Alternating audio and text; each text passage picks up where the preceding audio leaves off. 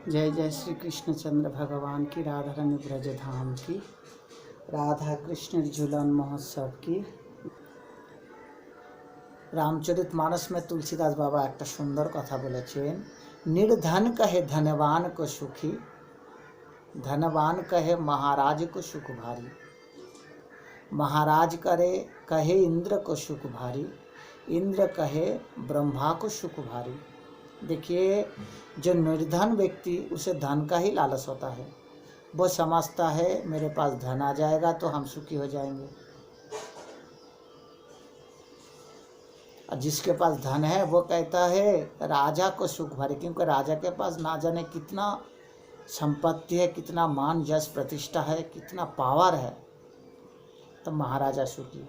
जो महाराजा को वो सोचता है इंद्र सबसे सुखी, क्योंकि इंद्र तो स्वर्ग भोगता है, दिव्य देह है, कितने पावर है, शक्ति है, अप्सरा है, तो इंद्र सुखी।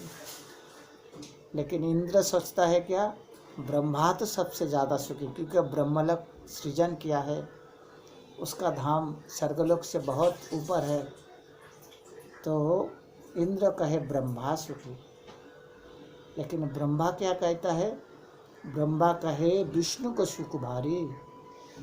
ब्रह्मा सोचता नहीं, वो विष्णु को सुख भारी, क्योंकि वो त्रिलोक के अधीश्वर है, भगवान है। तुलसीदास कहे मन में विचारी, हरि भजन बिन सब जग दुखारी। संत तुलसीदास जी कहते हैं, नहीं नहीं, आप सोचोगे धन आ जाएगा तो आपको सुख आ जाएगा, राजा बन जाओगे तो सुख आ जाएगा, इंद्र बन जाओगे तो सुख आ जाएगा, नहीं। तुलसीदास कहे मन में विचारी, हरि भजन बिन सब जग दुखारी।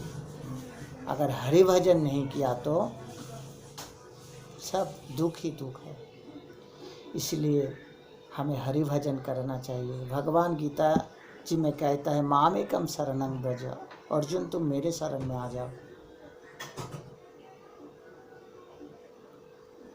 संतुष्ट सततम जगी। अगर किसी साधक को ये समझ में आ जाए कि इस संसार में कहीं भी सुख नहीं है, और जो सुख है वो माया का सुख है, इसे हम सुखी नहीं हो सकता है।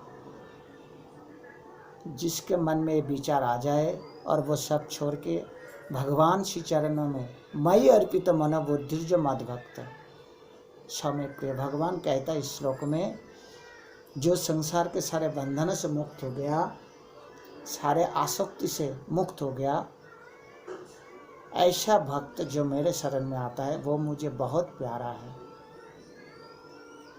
हमें भी ऐसा ही बनना है। देखिए, संसार क्या है, कामना वासना, स्त्री पुत्र अर्थ मान यश, बस इसी में घिरा हुआ है। लेकिन भगवान कह रहा है तुम संसार करो, संसार मेरे संसार में आकर करो, कृष्ण जी का संसार करो। चैतन्य चरितामृत आया है, कृष्णेर संसार करो छाड़ी अनाचार, कृष्णेर संसार कीजिए। श्री घर विग्रह का सेवा कीजिए नित्य नृत्य। भगवान का ही एक रूप है, साकार रूप है। कण कण में भगवान विराज करते हैं, विग्रह में भी भगवान खास तरह से विराज करते हैं। आप जाइए साक्षी गोपाल देव जी को देख लीजिए, विग्रह ना जाने कितना लीला किया, वृंदावन से जगन्नाथपुरी पैदल चलाया। कौन कहता है विग्रह में प्राण नहीं होता, वो साक्षात भगवान है। इसलिए तो लाखों लाखों भक्त अपने हृदय मंदिर में, गृह मंदिर में नित्य निरंतर ठाकुर जी का सेवा करते हैं, विग्रह का सेवा करते हैं। ये विग्रह भागवत साक्षात गोलोक धाम में जो विराज करते हैं भगवान, वो सब एक ही तत्व है। बस उन गोविंद का शरण ले लीजिए। इस संसार, देखिए, हम जोर से संसार को नहीं छोड़ सकते। अगर हम सोचे कि संसार को छोड़ दूंगा, ये अर्थ मान यश प्रतिष्ठा को हम छोड़ के गोविंद भजन करूँगा, ऐसा नहीं होगा। क्योंकि माया, भगवान गीता जी में कहता है, मम माया दूरात्ता है, माया बहुत दुष्कर है, इसे कोई लाग नहीं सकता। लेकिन भगवान कहता है जो मेरे शरण में आता है, मुझे भक्ति करता है, मेरी कृपा से वो इस माया से मुक्त हो जाता है। आप चाहे ब्रह्म का उपासना कीजिए, परमात्मा का उपासना कीजिए, वो एक ही है, वह गोविंद ही है। देखिए शास्त्र में ब्रह्म परमात्मा के बारे में लाखों लाखों श्लोक बताया गया है, लेकिन जो कृष्ण भक्ति है युग युगों में प्रकट, हर युग में प्रकट नहीं होता, कई युगों के बाद प्रकट होता है। देखिए गीता के ज्ञान के बारे में बहुत गंभीर से चिंतन कीजिए, आपको समझ आ जाएगा। अर्जुन प्रश्न कर रहा है 12 अध्याय में, जो निराकार ब्रह्म को उपासना करता है, जो साकार उपासना करता है, इन दोनों में कौन श्रेष्ठ है? भगवान क्या कह रहा है? मयि आवेशित चेतसम, जो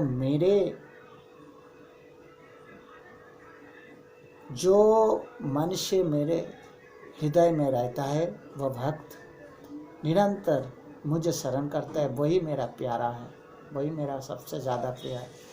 लेकिन जो निराकार ब्रह्म परमात्मा का भजन करता है, वो भी हमें ही प्राप्त होता है, भगवान कह रहा है। तो आप चाहे ब्रह्म का ध्यान करें, परमात्मा का चिंतन करें, या गोविंद के साकार रूप में कृष्ण जी का भजन करें, वो एक ही है। अंतिम में कोई भेद नहीं है। फिर भी भक्त भगवान का एक अनोखा दिव्य आनंद है, क्योंकि हम शरीर देहोधारी है, तो देहोधारी जीवों के लिए गोविंद भगवान का, राधा कृष्ण का भजन का आनंद ही अलग है। आप निराकार ब्रह्म का चिंतन कर सकते हो ज्ञानियों की तरह, लेकिन कृष्ण भजन का जो आनंद है वो बहुत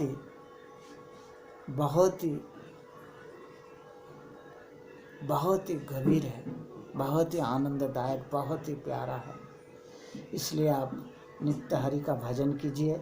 इस संसार में जो कुछ है सब माया है, ये माया सुख आपको सुखी नहीं कर पाएगा।